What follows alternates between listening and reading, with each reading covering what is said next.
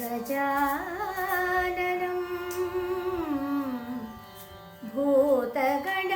भूतगणाधिसेवितं गजाननं भूतगणाधिसेवितं कपित्थजम्बूफल सारभक्षितम् उमासुतं शोकविनाशकारणम्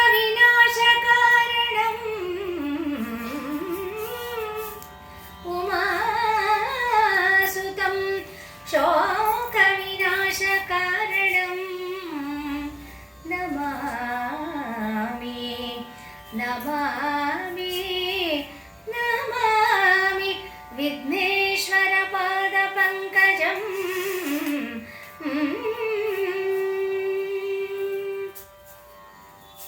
गुरवे सर्वलोकानां विषजे भवरोगिणां निधये सर्वविद्यानां दक्षिणामूर्तये नमः नमः शिवाय शान्ताय हराय परमात्मने प्रणतक्लेशनाशाय योगिनां पतये नमः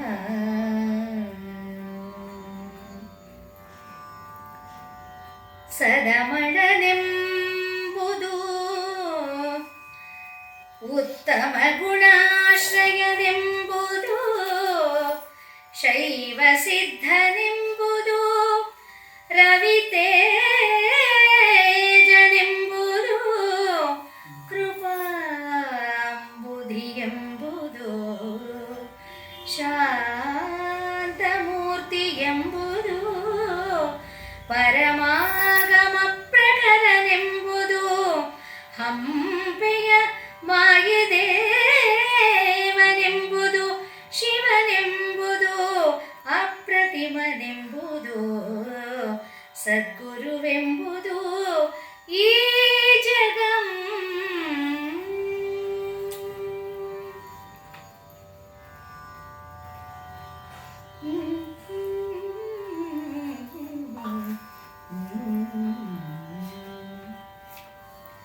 ಶಿವನ ಮನೋಹರಂ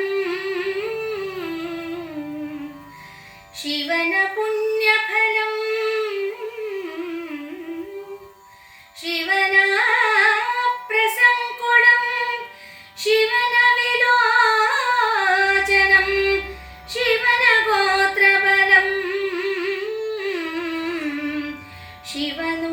ಶಿವನೂರ್ಜಿತೋಜ್ವಲಂ ಶಿವನ ಸುಖಂ ಸದಾ ಶಿವನ ಸರ್ವಮುಖಂ ಶಿವಭಕ್ತರು ಎನ್ನ ಕಾವ್ಯವನು ಅತಿ ಸಮ್ಮದಂ ಬೆರೆಸಿ ಪೊರ್ತುಗೆ ತಿರ್ತುಗೆ ತಾಳ್ದಿದಳ್ಕರಿಂ ಬೆರೆಸಿ ಪೊರ್ತುಗೆ ಕಾವ್ಯವನು ಅತಿ ಸಮ್ಮದಂ ಬೆರೆಸಿ ತಿರ್ತುಗೆ ತಾಳ್ದಿದರು ಅಳ್ಕರಿಂ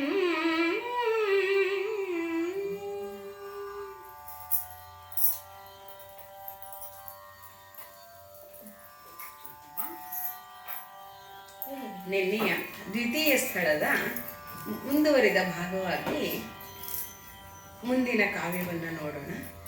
ಮೊದಲು ಶಿವನಿಗೆ ನಮಸ್ಕರಿಸುತ್ತಾ ಕವಿ ರಾಘವಾಂಕರಿಗೆ, ಹರಿಹರರ ಶಿಷ್ಯರಾದಂಥ ರಾಘವಾಂಕರಿಗೆ ನಮಸ್ಕರಿಸುತ್ತಾ ಈ ದಿನದ ಪ್ರಸಂಗವನ್ನು ಪ್ರಾರಂಭಿಸುವುದಾಗುತ್ತದೆ, ಪ್ರಸ್ತುತಪಡಿಸಲಿದ್ದೇವೆ.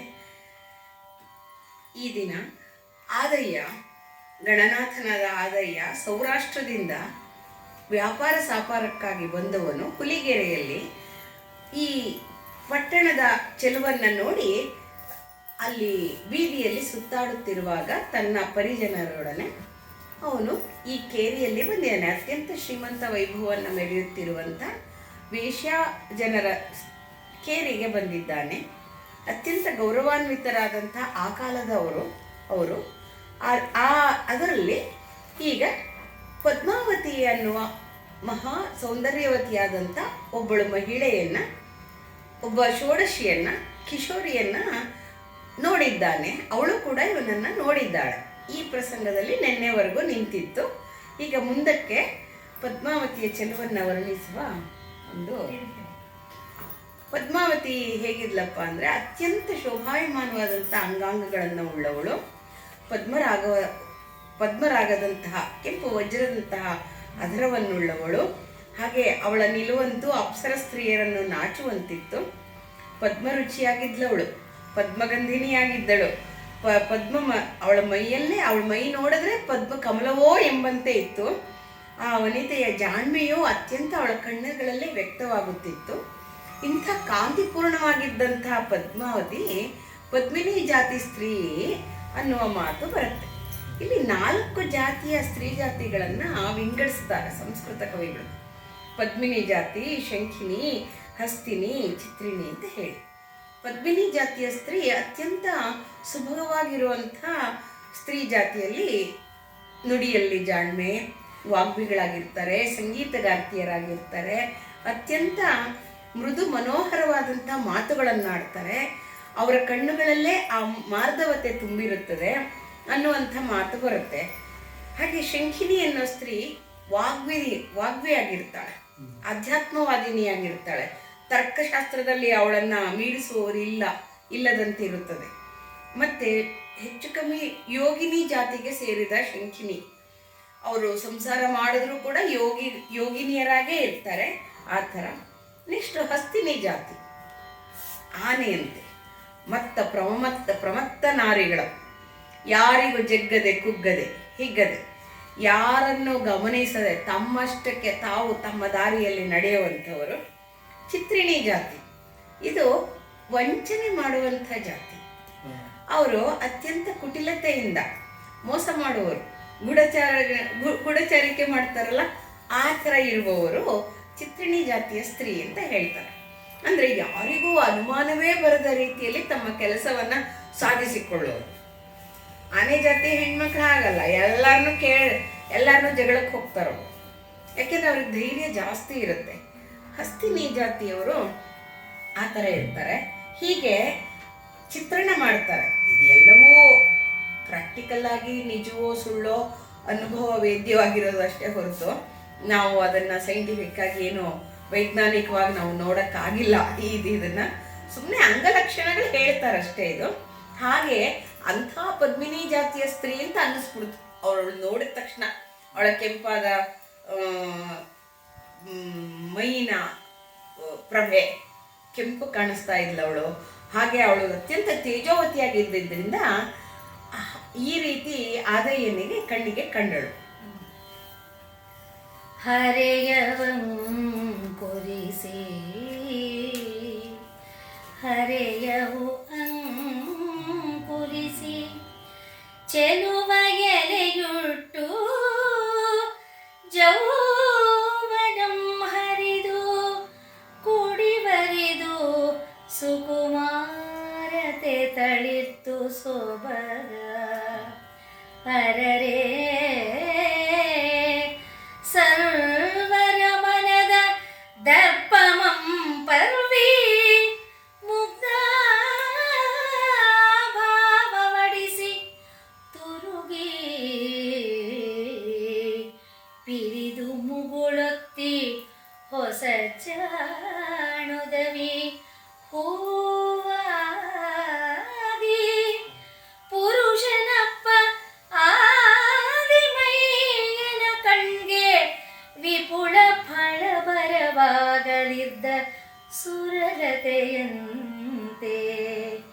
ಸುರಲತೆಯಂತೆ ಮೆರೆದಳು ಅಬಲಾರತ್ನ ಪದ್ಮಾವತಿ ಸುರಲತೆಯಂತೆ ಮೆರೆದಳು.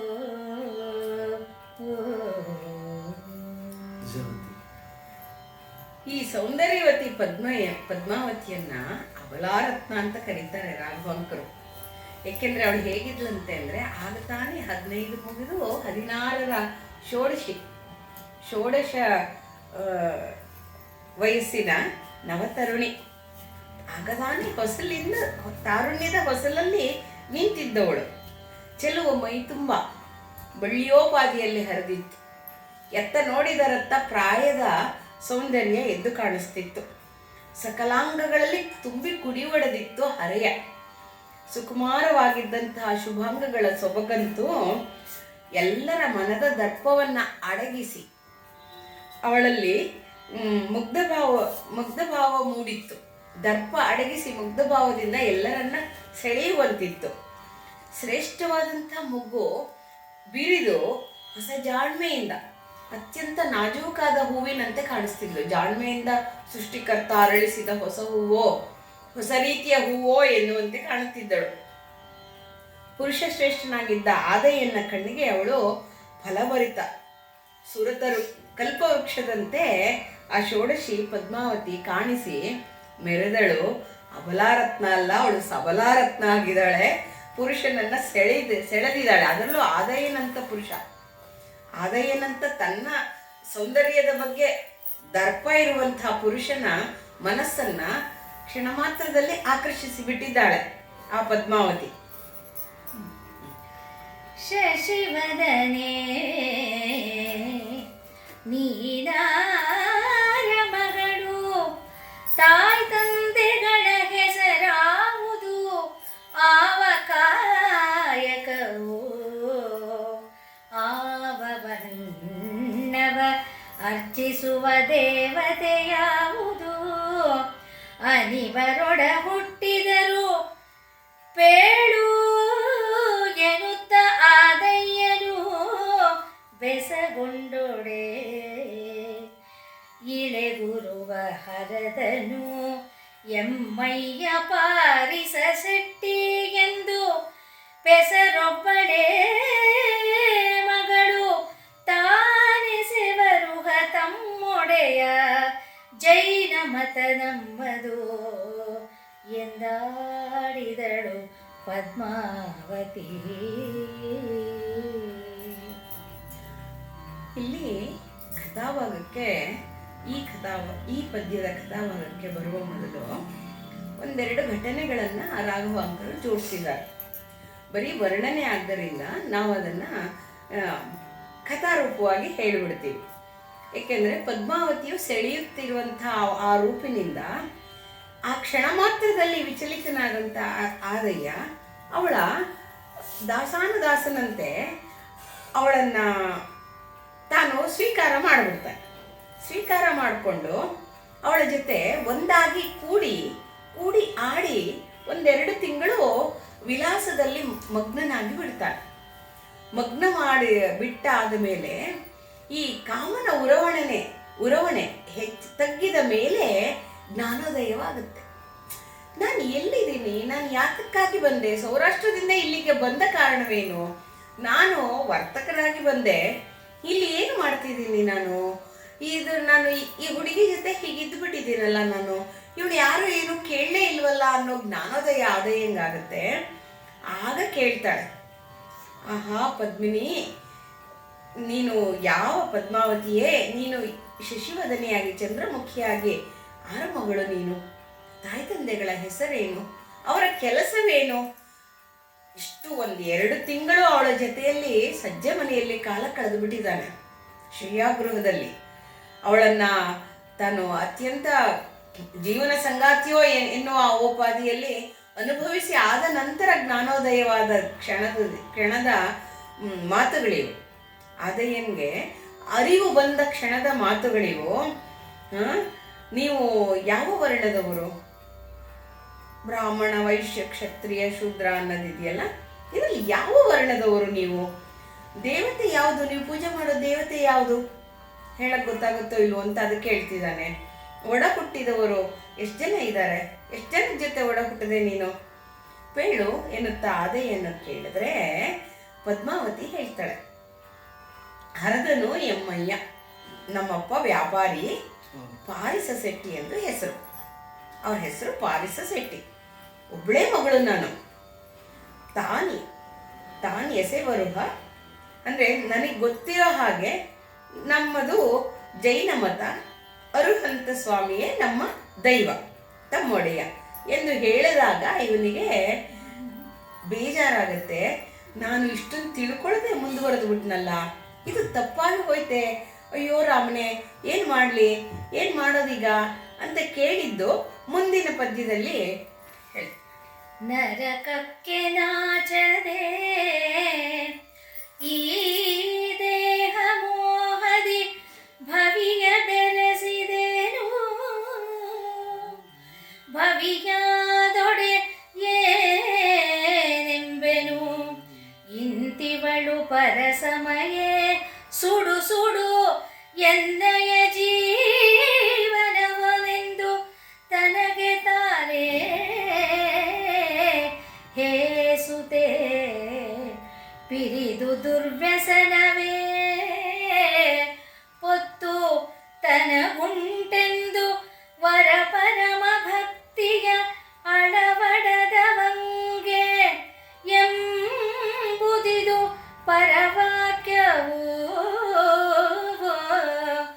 ಇನ್ನಿವಳ ಕೂಟವು ಅತಿ ಕಷ್ಟವು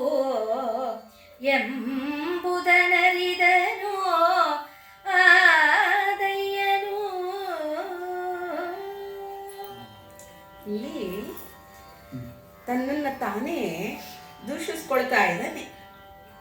ನಾನು ಕ್ಷಣಿಕ ಆಕರ್ಷಣೆಗೆ, ಕ್ಷಣಿಕ ಮಾಯೆಗೆ ಬಿದ್ದು ದೇಹ ವ್ಯಾಮೋಹಕ್ಕೆ ಬಿದ್ದುಬಿಟ್ನಲ್ಲ, ಎಷ್ಟು ಶಿವಭಕ್ತ ನಾನು, ನನಗಿಂತಹ ಸ್ಥಿತಿ ಬಂದ್ಬಿಡ್ತಲ್ಲ. ಮಾಯೆಯನ್ನು ಗೆಲ್ಲಿದವರು ಯಾರು?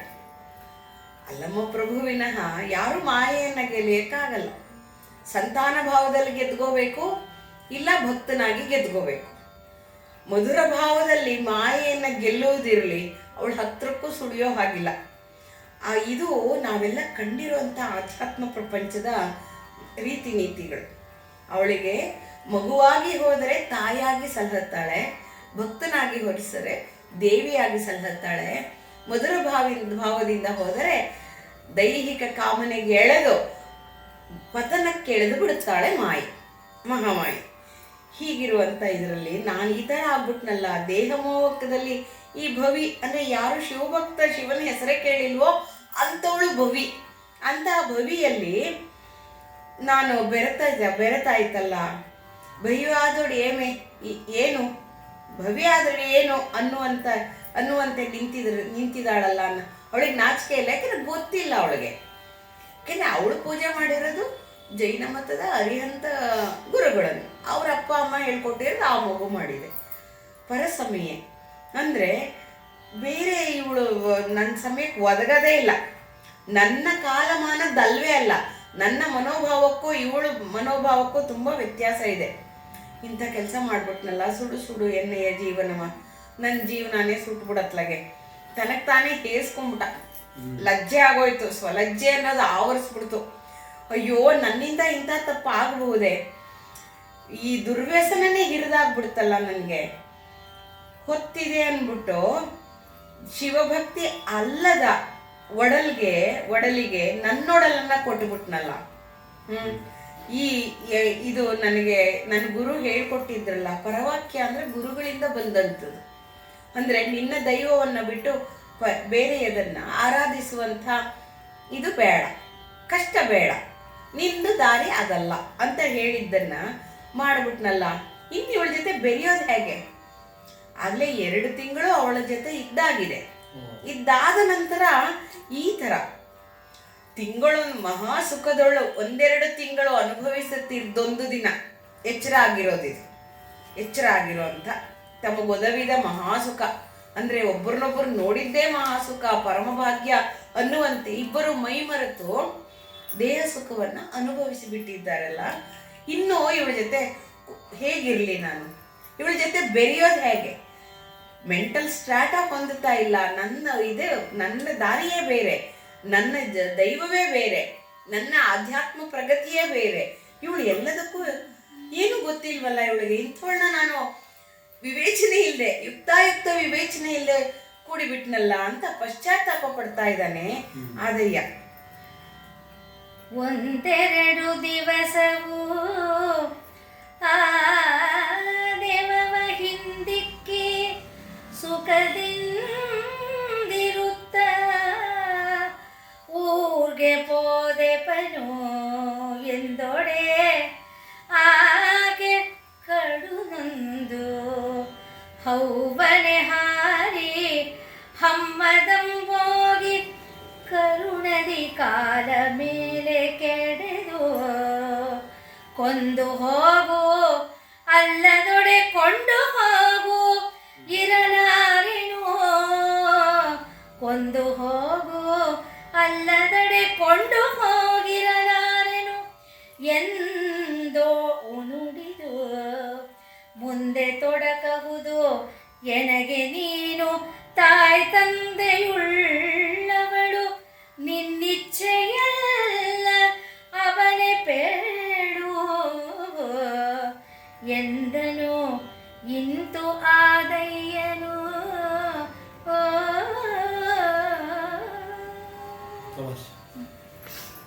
ಆದಯ್ಯ ತನ್ನ ಮನಸ್ಸಿಗಾದಂಥ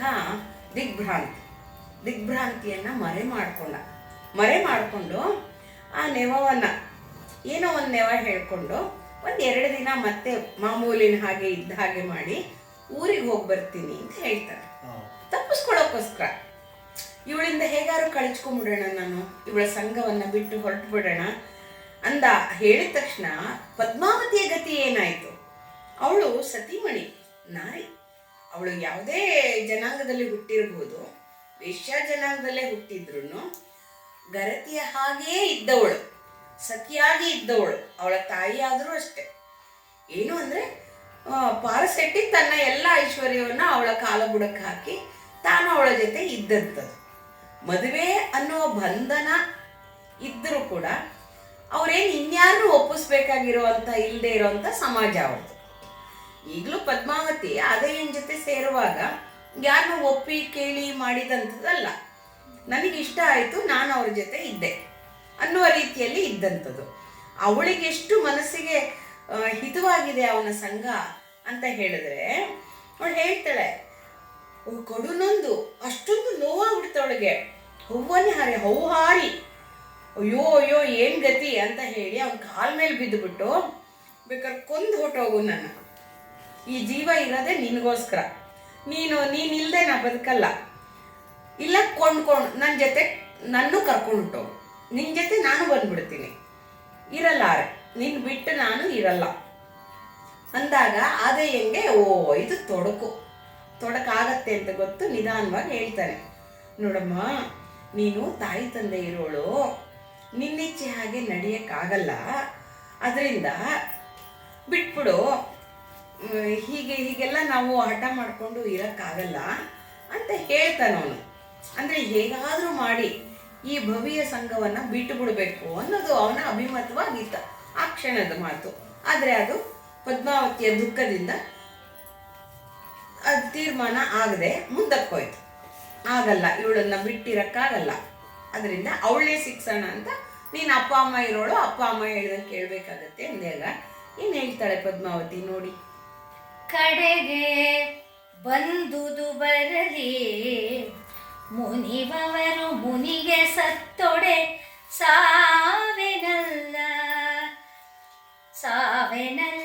ಸಾವೆನಲ್ಲದೆಡೆಯೊಡು ಬಿಡೆನೆಂಬ ಮಡದಿಯೊಡನೊಲಿದು ಎಂದನು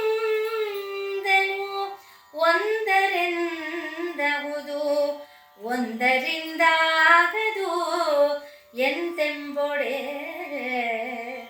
ಮೃಡಭಕ್ತಿಯಾಗು ಎಂದುದಂ ಮಾಡ್ಬೆನು ಆಗದಿದ್ದೊಡೆ ಒಲ್ಲೆನು ಎನೆ ಕಾಣುವಾಗೆ ಬಾಯಂ ತೆರೆದು ಕಡಿವಾಣವಾದೊಡೆ ಆನೊಲ್ಲೆನು ಎನ್ನಬಹುದೇ ಕರುಣಂ ಮಾಡಿಸು ಏಳೆಂದಳು. ಕಡೆಗೆ ಒಂದು ನಿರ್ಧಾರಕ್ಕೆ ಬರ್ತಾನೆ. ಬಂದದ್ದು ಬರಲಿ, ಮುನಿಯೋರು ಮುನಿಲಿ, ಸಿಟ್ಟು ಮಾಡ್ಕೊಳ್ಳೋರು ಸಿಟ್ಟು ಮಾಡ್ಕೊಳ್ಳಿ, ಕೋಪ ಮಾಡ್ಕೊಳ್ಳೋರು ಮಾಡ್ಕೊಳ್ಳಿ, ಸತ್ತೊಡೆ ಸಾವೇನಲ್ಲ, ಸತ್ರು ಸತ್ತು ಬಿಡ್ತೀನಲ್ಲ, ಅಲ್ಲಿದಡೆ ಬಿಡೆ ಸಾಯೋದು ಬಿಟ್ಬಿಟ್ಟು ಇವಳನ್ನು ಬಿಟ್ಬಿಡಕ್ಕಾಗಲ್ಲ, ನಿನ್ನನ್ನು ಸಾಯ್ತೀನಿ ನಿನ್ನನ್ನು ಬಿಡಲ್ಲ ಅನ್ನೋ ಮಡದಿಯನ್ನು ಬಿಟ್ಟು ನಾನು ಇರೋಕ್ಕಾಗತ್ತಾ ಅಂತ ಹೇಳಿ ಒಲಿದ್ಬಿಟ್ಟು ಒಂದರಿಂದ ಒಂದು ನಾನು ಬೇಕಾದ್ರೆ ನೀನು ಮೃಡ ಭಕ್ತಿ ಆಗಬೇಕು, ಇದಿಲ್ಲದೆ ಇದ್ದರೆ ಆಗಲ್ಲ ಅಂತ ಹೇಳ್ಬಿಟ್ಟ. ಸ್ಟ್ರಿಕ್ಟಾಗಿ ಹೇಳ್ಬಿಟ್ಟ ಅವನು.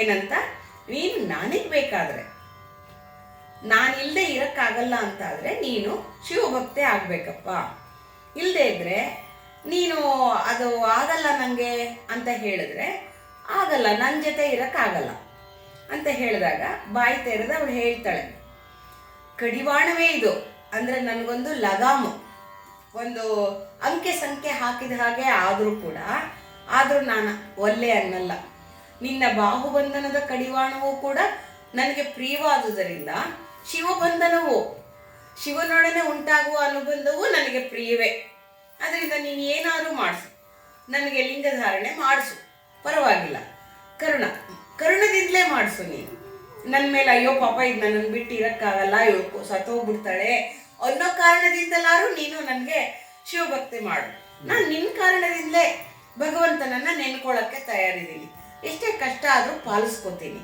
ಅಂತ ಹೇಳಿದ್ರು. ಅಂದರೆ ಹುಟ್ಟಿನಂದಿನಿಂದ ಬಂದಂಥ ಅನುಸರಿಸುತ್ತಿದ್ದಂಥ ಜೈನ ಧರ್ಮದ ಕಟ್ಟುಪಾಡಿಲ್ಲದ ಜೀವನವನ್ನು ಬಿಟ್ಟು ಶಿವಭಕ್ತರಾಗಿ ಶಿವಬಂಧನದ ಕಟ್ಟುಪಾಡಿನಲ್ಲಿರೋಕ್ಕೆ ಪದ್ಮಾವತಿಯನ್ನು ಒಪ್ಪಿಸಿದ ಚತುರ ನಮ್ಮ ಆದಯ್ಯ.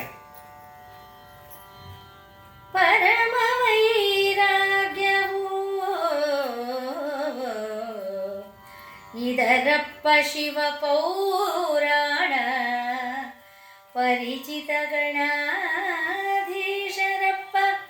ಹೋಜೇಶ್ವರದ ಹಿರಿಯ ಮೊದಲಾಚಾರ್ಯರಿಂ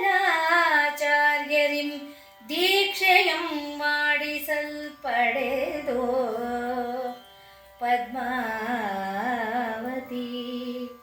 ಪದ್ಮಾವತಿ ದೀಕ್ಷೆಯಂ ಮಾಡಿಸಲ್ಪಡೆದೋ ದುರಿತಮಂ ನೀಗಿ ಶೈವಕ್ಕೆ ತಲೆವಾಗಿ ದುಸ್ತರ ದೈವಮಂ ತೊರೆದು ಪೂರ್ವಗುಣಮಂ ಮರೆದು ನಿರುತಲಿಂಗಾರ್ಚನಂ ಗೈವುತ ಒಂದೆರಡು ದಿನವಿರೆ ಕೇಳ್ದನು ಅವರಯ್ಯನು. ಸರಿ, ಅವಳು ಲಿಂಗ ಧಾರಣೆ ಮಾಡ್ಕೊಳಕ್ಕೆ ಒಪ್ಕೊಂಡಲ್ಲ. ಆಗ ಇವನು ಹೋಗಿ ಆ ಭೋಜೇಶ್ವರ ದೇವಸ್ಥಾನದ ಹಿರಿಯ ಅರ್ಚಕರನ್ನ ಕರ್ಕೊಂಡ್ಬಂದು, ಅವರು ಪರಮ ವೈರಾಗ್ಯವಿದ್ದರು, ಶಿವಪುರಾಣಗಳ ಪರಿಚಯವಿದ್ದವರು, ಅವರಿಂದ ಲಿಂಗ ದೀಕ್ಷೆಯನ್ನು ಮಾಡಿಸಿ ಪದ್ಮಾವತಿ ಏನು ಮಾಡ್ತಾಳೆ, ಹಳೆಯ ಜೀವನವನ್ನು ನೀಗಿಕೊಂಡು, ಅದು ದುರಿತ ಅಂತ ಬರೀತಾನೆ. ಅಂದರೆ ಅದು ಕಷ್ಟಕಾಲ, ಅಂದರೆ ಶಿವನ ಭಕ್ತಿ ಮಾಡದೆ ಕಳೆದಂಥದ್ದು ದುರಿತ ಕಾಲ, ಕಷ್ಟಕಾಲ ಅಂತ ರಾಘವಾಂಕರು ಬರೀತಾರೆ. ಶಿವನಿಗೆ ತಲೆಬಾಗ್ಬಿಟ್ಟು ದುಸ್ತರ ದೈವಕ್ಕೆ, ಅಂದರೆ ಅದುವರೆಗೆ ಮಾಡ್ತಿದ್ದಂಥ ದೈವವಲ್ಲದ ದೈವ, ಇಲ್ಲಿ ದುಸ್ತರ ದೈವ ಅಂದರೆ ಅದನ್ನು ಬಿಟ್ಬಿಟ್ಟು ಪೂರ್ವಗುಣವಂ ಅಂದರೆ ತಾಯಿ ತಂದೆಯಿಂದ ಕಲ್ತಂಥದ್ದನ್ನು ಮರೆತುಬಿಟ್ಟು ನಿತ್ಯವೂ ಲಿಂಗಾರ್ಚನೆ ಮಾಡ್ಕೊಳ್ತಾ ಒಂದೆರಡು ದಿನ ಇದ್ದಾಗ ಇವರು ಯಾರಿಗೂ ಗೊತ್ತಾಗಲ್ಲ ಅಂದ್ಕೊಂಡ್ರೆ ಗೊತ್ತಾಗದೇ ಇರತ್ತೆ, ಅವ್ರ ಅಪ್ಪನಿಗೆ ಗೊತ್ತಾಯಿತು. ಒಂದಿನ ಆ ಪಾರಸೆಟ್ಟಿ ಬಂದು ಕೇಳ್ತಾನೆ, ಏನಂತ ಕೇಳ್ತಾನೆ, ಹಂದೆಯಂ ಹಾವಡದಂತೆ ನಿರ್ಧನನ ಮನೆ ಬೆಂದೊಡೆ ಎಂದಪ್ಪುದು ಅಂತಾಗಿ ಹವ್ವನಿ ಹಾರಿ ಹಿಂದೆ ನಮ್ಮನ್ವಯದಿ ಭಕ್ತರಾದವರಿಲ್ಲ, ಭಕ್ತರಂ ನೆರೆದುದಿಲ್ಲ, ಕೊಂದಳೋ ಮಗಳು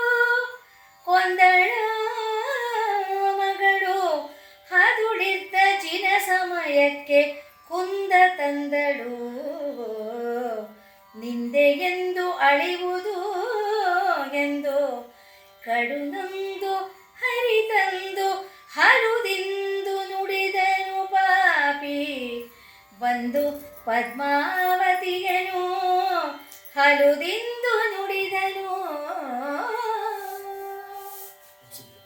ಅಂಜುಕುಳಿಯನ್ನ ಹಂದೆಯನ್ನು ಹಾವಡರದಂತೆ. ಅಂಜುಕುಳಿ ಅಂತ ಹಂದೆ ಅಲ್ಲ.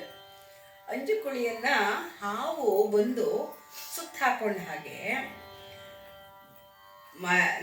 ಧನವೇ ಇಲ್ಲದವನ ಮನೆ ಕೂಡ ಬೆಂದು ಹೋದ ಹಾಗೆ ಇನ್ನೇನು ಉಳಿಯುತ್ತೆ ಅಲ್ಲಿ ಅನ್ನುವಂತ ಹವ್ವನೆ ಹಾರಿ ಅಯ್ಯೋಯ್ಯೋ ಏನ್ ಗತಿ, ಶಿವಾರ್ಚನೆ ಮಾಡ್ತಾ ಇದ್ದಾಳಲ್ಲ ಇವಳು.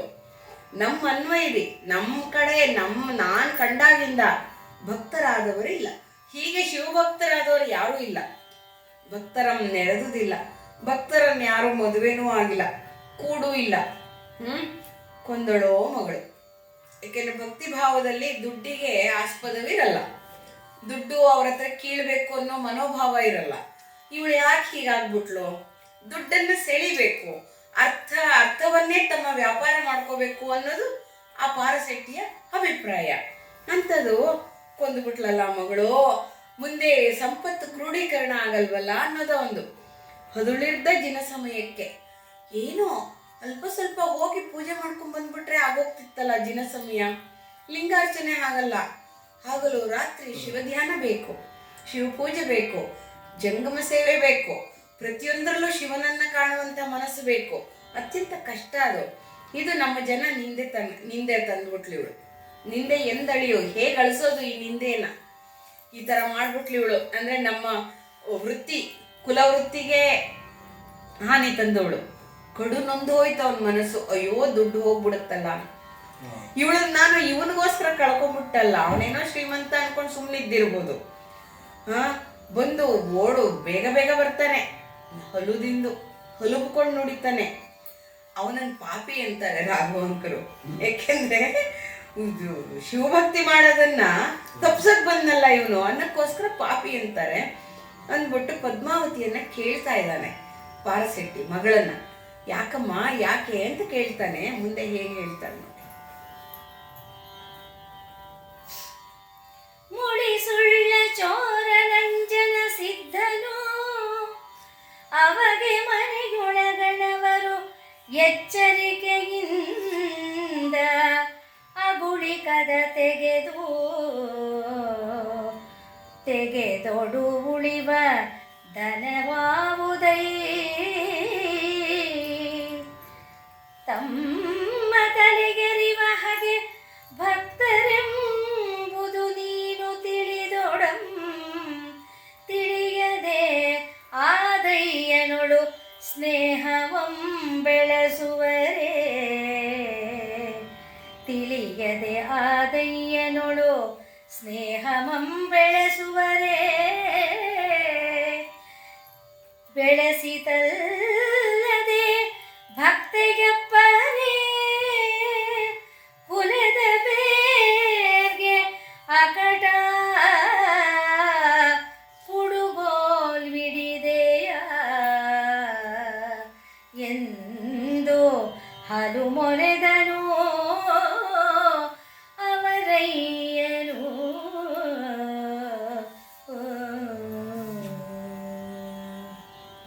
ಈ ಪಾರಸೆಟ್ಟಿ ಶಿವನನ್ನ ಚೋರನಂಜ ಸಿದ್ಧ ಅಂತ ಕರೀತಾರೆ.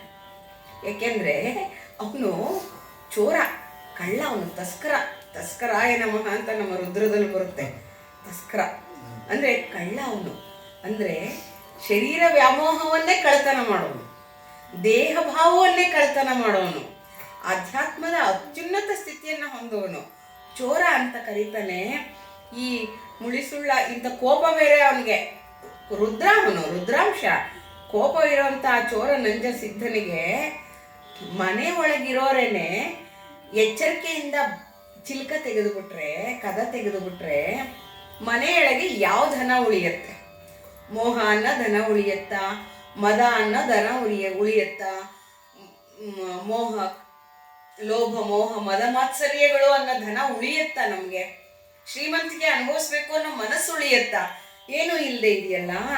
ಈ ತರ ಮಾಡಿದೆಯಲ್ಲ ತಾಯಿ, ಆ ಚೋರ ನಂಜಂಗೆ ನೀನೇ ಅಗಳಿ ತೆಗೆದು ವೆಲ್ಕಮ್ ಮಾಡ್ಬಿಟ್ಟಿಯಲ್ಲ, ಸ್ವಾಗತಿಸ್ಬಿಟ್ಟಿಯಲ್ಲ.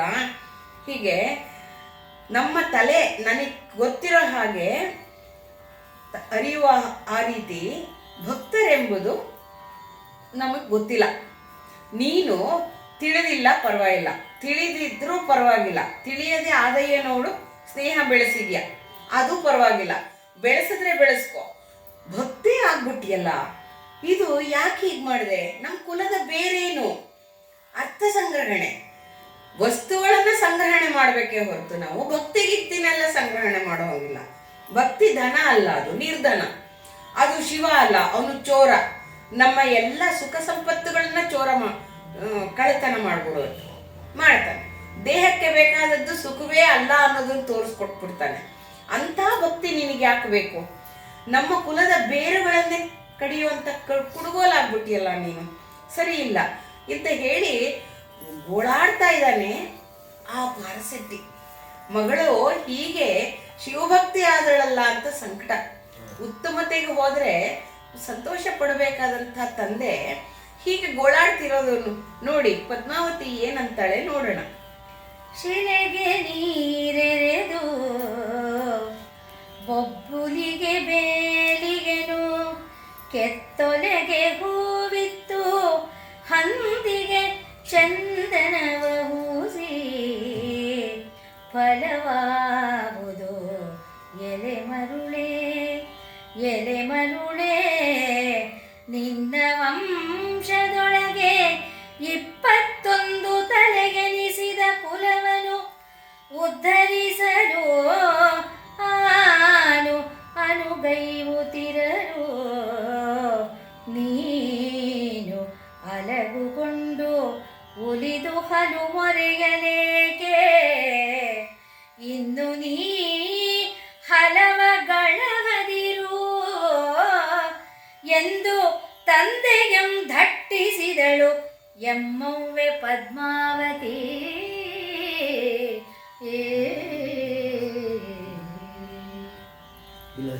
ಪದ್ಮಾವತಿಯ ಮೇಲೆ, ಅವಳ ವ್ಯಕ್ತಿತ್ವದ ಮೇಲೆ ರಾಘವಾಂಕರ್ಗೆ ಅತ್ಯಂತ ಗೌರವ ಬಂದಿದೆ. ನಮ್ಮವ್ವೆ ಪದ್ಮಾವತಿ ಅಂತ ಕರೀತಾರೆ. ನೋಡು, ಕಲ್ಲಿಗೆ ನೀರು ಹಾಕ್ಬಿಟ್ಟು ಮುಳ್ಳುಗಿಡದ ಬೇಲಿ ಯಾರು ಹಾಕ್ತಾರ? ಒಲೆಗೆ ಹೂವಿಡ್ತಾರ? ಹಂದಿಗೆ ಯಾರು ಚಂದನ ಹಾಕ್ತಾರ? ಮರುಳೆ, ಹಂದಿಗೆ ಚಂದನ ಹಚ್ಚಿದ್ರೆ ಏನು ಪ್ರಯೋಜನ? ಅದಿರೋದೇ ಕೊಚ್ಚೆಲಿ, ಕೊಚ್ಚೆ ವಾಸನೆಯೇ ಅದ್ರ ಹತ್ರ. ಎಷ್ಟು ಶ್ರೀಗಂಧ ಕೋಸಿದ್ರು ಮತ್ತೋಗಿ ಕೊಚ್ಚೆಲಿ ಮಲ್ಕೊಂಡ್ಬಿಡುತ್ತದು. ಹಾಗೆ ನೀವು ಮಾಡ್ತಿರೋದು ಹಂದಿ ಬಾಳ್ತಿದ್ದೀರಾ ಅಂತ ಹೇಳ್ತಾ ಇದ್ದಾಳೆ. ಅಂದರೆ ಭಕ್ತಿ ಇಲ್ಲದ ಬದುಕು ಹಂದಿಯ ರೀತಿಯ ಬದುಕು ಅನ್ನೋದು ಅವಳ ಒಳ ಅಂತರ್ಯ. ನಿನ್ನ ವಂಶದಲ್ಲಿ 21 ತಲೆಮಾರುಗಳನ್ನು, 21 ಪಿತೃಗಳನ್ನು ಉದ್ಧಾರ ಮಾಡುವಂಥ ಕಾರ್ಯಕ್ಕೆ ನಾನು ಅನುವಾಗ್ತಿದ್ದೀನಿ. ತಪಸ್ಸಿನ ಜೀವನಕ್ಕೆ ಅನುವಾಗ್ತಾ ಇದ್ರೆ ನೀನು ಅದನ್ನು ತಪ್ಪು ತಿಳ್ಕೊಂಬಿಟ್ಟು ಚೂಪಾದ ಮಾತುಗಳಿಂದ ಹಲಬೋದು ಯಾಕೆ? ನನ್ನನ್ನು ಯಾಕೆ ಒಳ್ಳೆ ದೈನ್ಯವಾಗಿ ಬೇಡ್ಕೊಳ್ಳೋದು? ನನ್ನನ್ನು ಬೈಯೋದು ಒಂದು ಕಡೆ, ದೈನ್ಯವಾಗಿ ಬೇಡ್ಕೊಳ್ಳೋದು ಒಂದು ಕಡೆ ಯಾಕೆ? ನೀನಿನ್ನೂ ಏನೇನೋ ಮಾತಾಡಬೇಡಪ್ಪ ಅಂತ ಹೇಳಿ ಗಟ್ಟಿಸಿ ಹೇಳ್ತಾಳವಳು. ಅವಳಿಗೆ ಬೇಜಾರಾಗುತ್ತೆ. ನಾನು ಒಳ್ಳೆ ಮಾರ್ಗದಲ್ಲಿ, ಉತ್ತಮ ಮಾರ್ಗದಲ್ಲಿ ಇದ್ದರೆ ಹೀಗೆ ಯಾಕೆ ಆಡೋದು? ಆಶ್ರಮಗಳಿಗೆ ಹೋದರೆ ತಾಯಿ ತಂದೆಯರು ಬೈದಾಗ ನಾ ಹೇಳ್ತೀನಿ ಮಾತು. ಉತ್ತಮ ಮಾರ್ಗಕ್ಕೆ ಹೋಗ್ತಾ ಇದ್ದಾರೆ ಮಕ್ಕಳು, ಬೈಬೇಡಿ. ಅವ್ರೇನಾರು ಹೋಟ್ಲಿಗೆ ಹೋಗ್ತಿದ್ದಾರಾ, ಕ್ಲಬ್ಬಿಗೆ ಹೋಗ್ತಿದ್ದಾರಾ? ಇಲ್ಲವಲ್ಲ.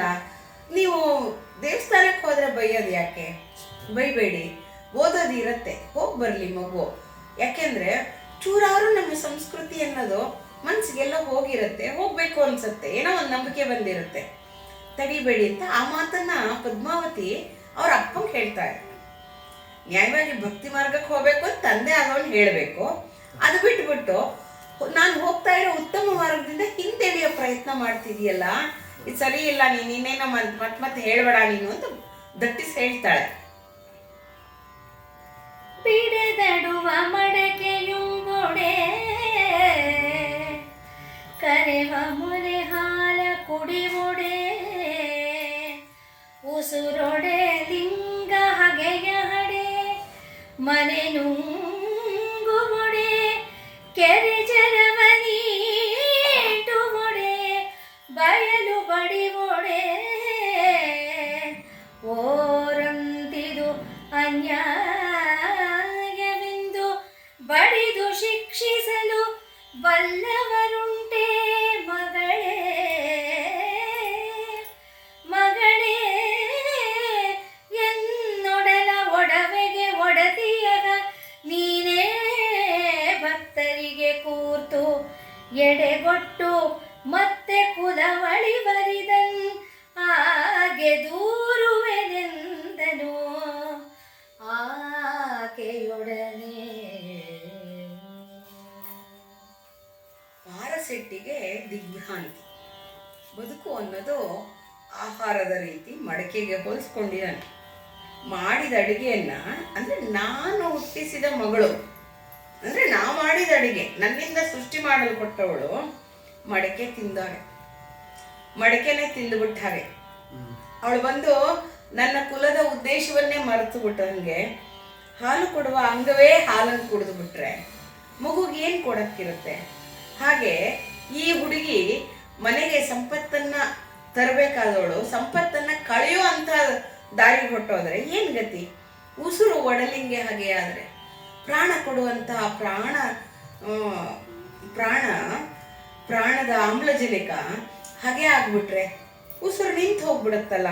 ಹಾಗಾದ್ರೆ ಆಶ್ರಯ ಕೊಟ್ಟ ಮನೆಯೇ ಆಶ್ರಿತನನ್ನ ನುಂಗುಬಿಟ್ರೆ, ಯಾವ ಮನೇಲಿ ಆಶ್ರಯ ಪಡ್ಕೊಂಡು ಅಲ್ಲಿ ಜಾಗ ಇರೋಣ ಅಂತ ನಾವು ನೆಮ್ಮದಿಯಾಗಿರ್ಬೇಕು ಅಂದ್ಕೊಂಡ್ರೆ ಆ ಮನೆ ನುಂಗುಬಿಟ್ರೆ ಮನೆ ಬಿಟ್ಟು ಓಡೋಗೋದಿಲ್ಲಿ ಅಂತ ಹೇಳಿ ಕೆರೆ ತನ್ನ ನೀರನ್ನು ತಾನೇ ಕುಡಿದು ಬಿಟ್ರೆ, ಖಾಲಿ ಬೈಲು ಅಂತ ಹೋದ್ರೆ ಅಲ್ಲಿ ಯಾರೋ ಬಡಿದ್ರೆ ಎಲ್ಲಿಂದಲೋ ಬಂದು ಏಟು ಬಿದ್ದಾಗ ಆದ್ರೆ ಅನ್ಯಾಯವೆಂದು ಯಾರನ್ನ ಶಿಕ್ಷಿಸ್ತೀನಿ ನಾನು? ನೀನೇ ನನಗೆ ವಿರೋಧ ಮಾಡಿದ್ಮೇಲೆ ಆದಯ್ಯ ನೀನು ಬೈಯಕ್ಕಾಗಲ್ಲ. ಪದ್ಮಾವತಿ ಏನಾರು ಆದಯ್ಯ ಮೋಸ ಮಾಡ್ದ ಅಂದಿದ್ರೆ ಆದಯ್ಯನ ಹೊಡೆದು ಕಳಿಸ್ಬಿಡ್ಬೋದಾಯ್ತು. ಈಗ ಪದ್ಮಾವತಿ ಅವಳೇ ಅಡ್ಡ ನಿಂತಿದ್ದಾಳೆ, ಯಾರನ್ನು ಶಿಕ್ಷೆ ಮಾಡಲಿ? ನನ್ನ ಶರೀರದ ಭಾಗವಾಗಿದ್ದ ನೀನು ನನ್ನ ಶರೀರಕ್ಕೆ ನೀನೇ ಹೊಡತಿ ಅಂದರೆ ಮುಂದೆ ನನ್ನ ಶರೀರವನ್ನು ಕಾಪಾಡಬೇಕಾದವಳು, ಧನಾರ್ಜನೆಯನ್ನ ಮಾಡಿ ಕಾಪಾಡಬೇಕು. ನಿನ್ನ ಸಂಪಾದನೆಯಿಂದ ಈ ಶರೀರ ಸಾಯುವವರೆಗೆ ಊಟ ಮಾಡಬೇಕು, ಸುಖ ಪಡಬೇಕು ಅಂಥದ್ದು ನೀನೇ ಶಿವಭಕ್ತರಿಗೆ ಎಡೆ ಕೊಟ್ಟು ಜಾಗ ಕೊಟ್ಬಿಟ್ಟು ಮನೆಯಲ್ಲಿ ಕುಲವನ್ನು ಅಳೆದು ಹೋದಿಯಲ್ಲ, ಇನ್ಯಾರಿಗೆ ನಾನು ಹೇಳು ಅಂತ ಈಗ ಸ್ವಲ್ಪ ಮೆತ್ತಗೆ ಮಾತಾಡ್ತಾನೆ. ಮೊದಲು ಜೋರು ಮಾಡ್ದ, ಆಮೇಲೆ ಅವಳು ಯಾವಾಗ ಜೋರಾದ್ಲೋ ಅದನ್ನು ಮಾಡ್ದ. ನೆಕ್ಸ್ಟ್ ಪದ್ಮಾವತಿ ಅದಕ್ಕೆ ಉತ್ತರವನ್ನ ಇನ್ನೂ ಚೆನ್ನಾಗಿ ಹೇಳ್ತಾಳೆ ನೋಡಿ. ನಿನ್ನ ಕುಲವೆಲ್ಲವಂ ಕೆಡಿಸಲು ಎಳಲಸುವರು ಅಕಟ ಮುಂದಿನಂತಿರೇಗೆನೆ ಕೇಡಿಂಗೆ ಅಲಸಿ ಶೈವ ಸಂಪನ್ನೆಯಾದೆನು ಕೆಟ್ಟು ನುಡಿಯದಿರು ಇದಂತಕ್ಕೆ ಬಿಡದೆ ರಸಮು ಉಂಡನು ಹೊನ್ನಾದ ಬಳಿಕ ಲೋಹದ ಸಂಘ ಉಂಟೆ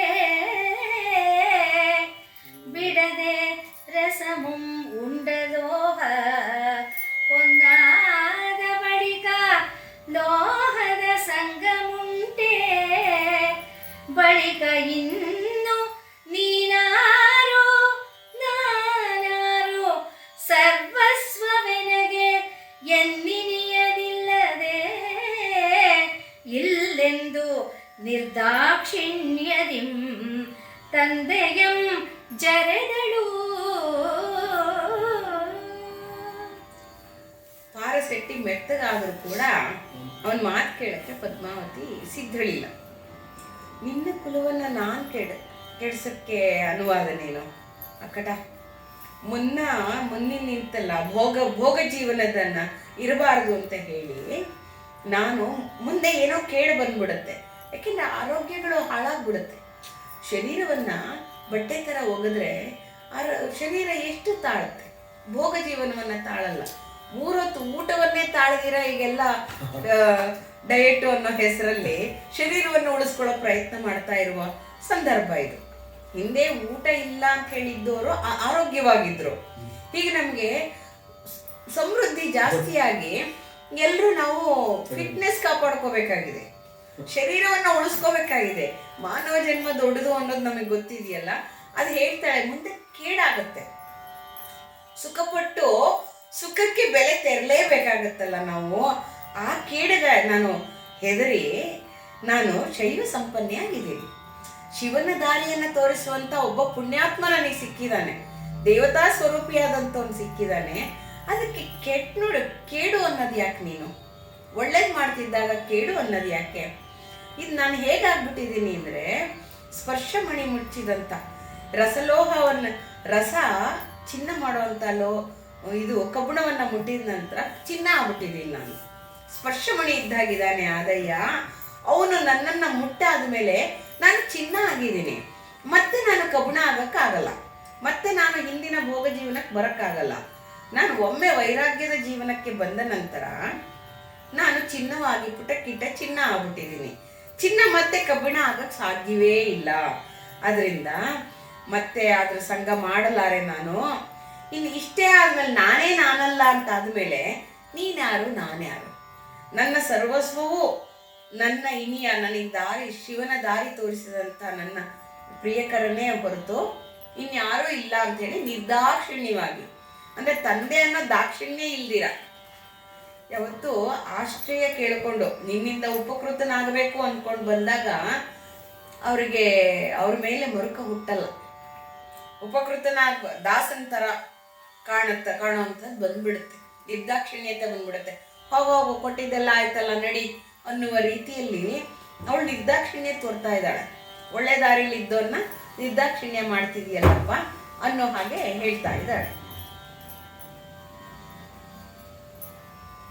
ಹರ ಸಮಯಮಂ ಹೊಕ್ಕ ತೇಜಂ ಒಂದಧಿಕನಂ ಬೆರೆಸಿ ಮಚ್ಚಿದ ದರ್ಪವೆರಡದರ ಮೇಲೆ ದರ್ಪವೆರಡ ಅದರ ಮೇಲೆ ಇವಳ ಪರಿಭವಿಸಿ ನುಡಿದೆನು ಆದೊಡೆ ನುಡಿದೆನಾದೊಡೆ ಬಿಟ್ಟು ಹೋದ ಪಡು ಹೋದೊಡೆ ಏನೆಂದೊಡೆ ಆನು ಪರಿಣಾಮಿ ಪೊಡೆ ಮತ್ತೆ ಮಕ್ಕಳಿಲ್ಲಂ ತನ್ನ ಹರಿದಂತೆ ಹರಿದು ಮನ ಬಂದಂತೆ ನಡೆದು ಸುಖವಿರುತ್ತಿಪ್ಪುದೇ ಲಾಭವೋ ಎಂದು ಮನದೊಳು ನೆನೆದು ಮಗಳ ಕೂಡಿ ಇಂತೆಂದನು. ಮಗಳ ಮೇಲೆ ಭಯ ಬಂದಿದೆ ಪಾರಸೆಟ್ಟಿಗೆ. ಏನಂತ? ಶಿವನ ಹೊಕ್ಕಿದ್ದ ತೇಜಸ್ಸಿದೆ ಇವಳಿಗೆ. ಅಂದರೆ ಶಿವ ಪೂಜೆ ಮಾಡ್ತಾ ಅವಳಿಗೊಂದು ಆಧ್ಯಾತ್ಮಿಕ ಅಂತಃಶಕ್ತಿಯ ತೇಜಸ್ಸು ಬಂದಿದೆ. ಆ ತೇಜಸ್ಸು ಅಂತಿಂತದಲ್ಲ, ದೈವಿ ತೇಜಸ್ಸು ಅದು. ಆಮೇಲೆ ತನಗಿನ್ನ ಅಧಿಕನಾದವನನ್ನ, ಅಂದರೆ ಉತ್ತಮನನ್ನ ಬೆರೆತು ಮೆಚ್ಚಿದ ದರ್ಪಣವು ಬಂದಿದೆ. ತೇಜಸ್ಸು ಒಂದು ಕಡೆ ಬಂದಿದೆ, ಹೊಸ ತೇಜಸ್ಸು. ಅಂದರೆ ಭೋಗ ಜೀವನದ ಲಾಲಸೆಯುಳ್ಳ ವಿಲಾಸಕ್ಕೆ ಬದಲಾಗಿ ದೈವಿ ತೇಜಸ್ಸು ಒಂದು ಕಡೆ, ತನಗಿಂತ ಉತ್ತಮರಾದವ್ರನ್ನ ಬೆರೆಸಿ ಮೆಚ್ಚಿ ಬೆರೆಸಿದ, ಅಂದರೆ ತನ್ನಂತಾನು ಒಪ್ಪಿಸ್ಕೊಂಡಂಥದ್ದು. ಯಾರೂ ಅವಳನ್ನ ಇದಿಲ್ಲ. ಅದು ಆ ದರ್ಪ. ನನ್ನವನಿದಾನೆ, ನನ್ನ ಕಾಪಾಡುವವನಿದಾನೆ, ಅವನು ನನಗೆ ಒಳ್ಳೆ ದಾರಿ ಹೇಳಿದ್ದಾನೆ. ಇದು ಎರಡೂ ಇವಳಿಗೆ ಆವರಿಸ್ಕೊಂಡಿದೆ.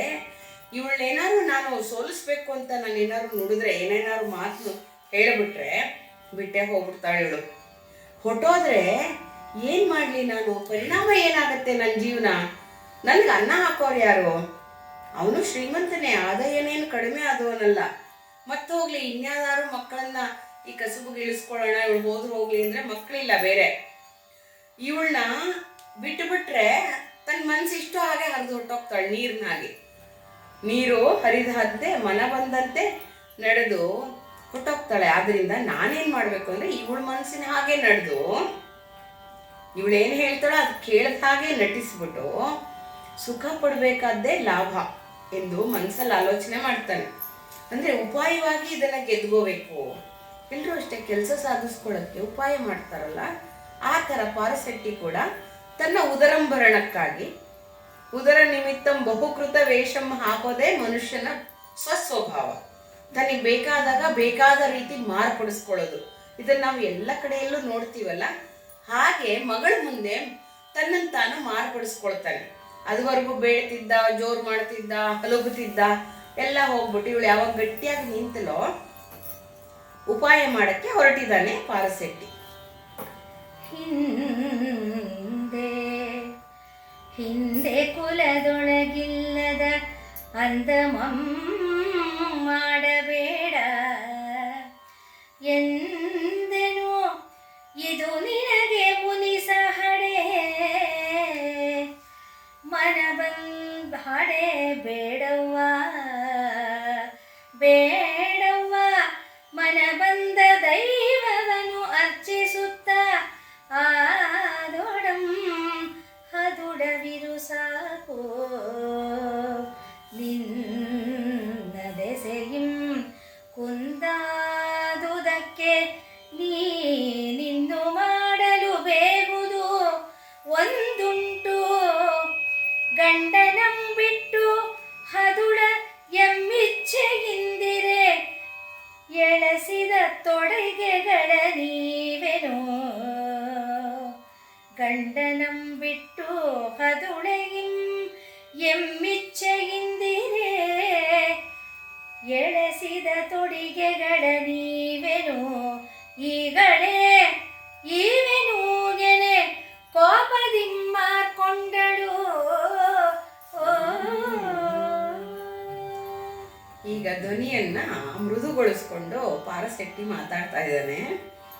ಹಿಂದೆ ನಮ್ಮ ಕುಲದಲ್ಲಿ ಯಾರು ಹೀಗೆ ಮಾಡಿಲ್ಲ, ಈ ಅಂದ ಮಾಡಿಲ್ಲ, ಮಾಡಬೇಡ ಅಂತ ಹೇಳಿದೆ ಅಷ್ಟೇ ನಾನು ನಿಂಗೆ. ಇದಕ್ಕೆ ಮುನುಸು ಏನಾದ್ರು ಬಂದರೆ ನಿನಗೆ ಬೇಡವ, ನೀನೇನು ಮಾಡಬೇಡ ಕಣಮ್ಮ. ಹಾಂ, ಮನಸ್ಸು ಬಂದ ದೈವವನ್ನು ಅರ್ಚಿಸ್ಕೊನಿ, ಪೂಜೆ ಮಾಡ್ಕೊ, ಆದರೆ ಕ್ಷೇಮವಾಗಿರು ಸಾಕು. ನಿನ್ನ ದೆಸೆಯಿಂದ ನಮಗೆ ಕುಂದುಂಟಾಗಿದೆಯಲ್ಲ, ಈಗ ನಮ್ಮ ಜನ ಎಲ್ಲ ಏನಂತಾರೆ ಅನ್ನೋಕ್ಕೆ ನೀನು ಒಂದು ಮಾಡಬೇಕು, ಒಂದು ಮಾಡಪ್ಪ, ನಾ ಹೇಳೋದು ಒಂದು ಮಾಡು ಸಾಕು. ಈ ಗಂಡನ್ನ ಬಿಟ್ಟುಬಿಟ್ಟು ಕ್ಷೇಮ ಪಟ್ಕೊಂಡು ನಮ್ಮ ಇಚ್ಛೆಯಿಂದ ಇದ್ದರೆ ನೀನು ಏನು ಬಯಸ್ತೀಯೋ ಆ ಆಭರಣಗಳನ್ನು ಕೊಡ್ತೀನಿ ನಾನು. ಆಭರಣಗಳು, ತೊಡುಗೆಗಳು, ರೇಷ್ಮೆ ವಸ್ತ್ರಗಳು ಎಲ್ಲಾನು ಕೊಡ್ತೀನಿ ನಾನು ಅಂತ ಹೇಳಿದಾಗ ಪದ್ಮಾವತಿ ಸ್ಥಿತಿ ಏನಾಗುತ್ತೆ? ಗಂಡನೇ ನನ್ನ ಸರ್ವಸ್ವ ಅಂದಂಥ ಆ ಹುಡುಗಿ ಶಿವಾರ್ಚನೆಗೆ ಬೆಸಗೊಂಡಂಥವಳು, ಒಪ್ಪಿತವನ್ನ ಅಂಗೀಕಾರವನ್ನು ಕೊಟ್ಟಂಥವಳು, ಅನುಷ್ಠಾನಗೈತಾ ಇರೋವಳಿಗೆ ಹೇಗಾಗಿರುತ್ತೆ? ಅವಳು ಕೋಪದಿಂದ ಮಾರುತ್ತರವನ್ನು ಕೊಡ್ತಾಳೆ, ಕೇಳಿ.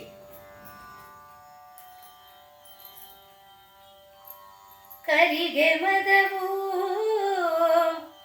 ಆ ಮದಕ್ಕೆ ಅಡಿಗಳಿಗೆ ಸರಸಿಜಕ್ಕೂ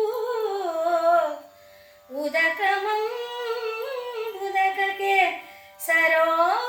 ಸರೋವರಕ್ಕೆ ಬನವು ಆ ಬನಕ್ಕೆ ಪುರವು ಆ ಪುರಕ್ಕೆ ಅತುಳ ದೇಶಮಂ ಅಂತ ದೇಶಕ್ಕೆ ಅರಸನರಸಂಗೆ ಸಿರಿಗೆ ಜನವು ಆ ಜನಕ್ಕೆ ಹರುಷವೇ ತೊಡಿಗೆ ಎಂತವರಂತಿರೆ ಎನಗೆನ್ನ ಪುರುಷನೇ ತೊಡಿಗೆ ಎನಗೆನ್ನ ಪುರುಷನೇ ತೊಡಿಗೆ ನೀ ಕೊಡುವ ತೊಡಿಗೆಯ ನೊಯ್ದು ಸುಡು ಹೋಗೆಂದಳು. ಓ ಅಪ್ಪ, ಆನೆಯ ಮದುವೆ ಸೇರಬೇಕು.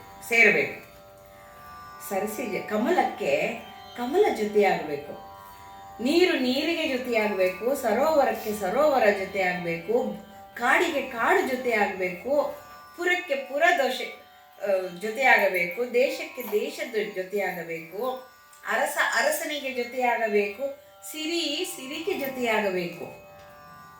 ಸಿರಿಗೆ ಜೊತೆಯಾದರೆ ಅದು ಕ್ಷೇಮವಾಗಿರುತ್ತೆ. ಜನರಿಗೆ ಜೊತೆಯಾಗಬೇಕು.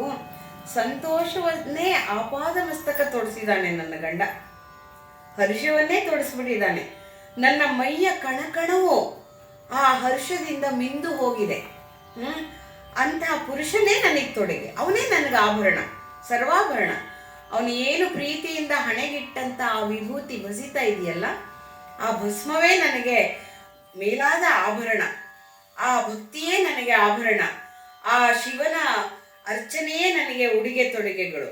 ನೀ ಕೊಡುವಂಥ ರೇಷ್ಮೆ ವಸ್ತ್ರವಾಗಲಿ ಚಿನ್ನದ ಆಭರಣಗಳಾಗಲಿ ಸುಟ್ಟುಬಿಡು ಹೋಗು, ಅದಕ್ಕೇನಕ್ಕೂ ಬೂದಿ ಸಮಾನವೇ ಹೊರತು ನನ್ನ ಹಣೆಯ ವಿಭೂತಿಗೆ ಸಮಾನವಲ್ಲ. ನನಗೆ ಆ ಭಕ್ತಿಯೇ ನನ್ನ ತೊಡುಗೆ, ನನ್ನ ಉಡುಗೆ ಎಲ್ಲವೂ. ನೀನಿಂಥದೆಲ್ಲ ಮಾತಾಡಬೇಡ, ಹೀನಾಯ ಅನ್ಸತ್ತವಳಿಗೆ. ಅಂದರೆ ಶಿವಭಕ್ತಿಗೆ ಸರಿಸಮಾನಾದಂಥದ್ದು ಬೇರೆ ಆಭರಣ ಇದೆಯೇ? ಶಿವನಿಗೆ ಸರಿಸಮಾನಾಗಿ ತೂಗುವಂತಹ ಬೇರೆ ಒಂದು ಏನಾದ್ರು ದೈವ ಇದೆಯೇ ಅನ್ನುವಂಥ ಅಭಿಪ್ರಾಯವನ್ನ ಇಲ್ಲಿ ತಂದೆಗೆ ಖಡಾಖಂಡಿತವಾಗಿ ಹೇಳ್ತಾಳೆ.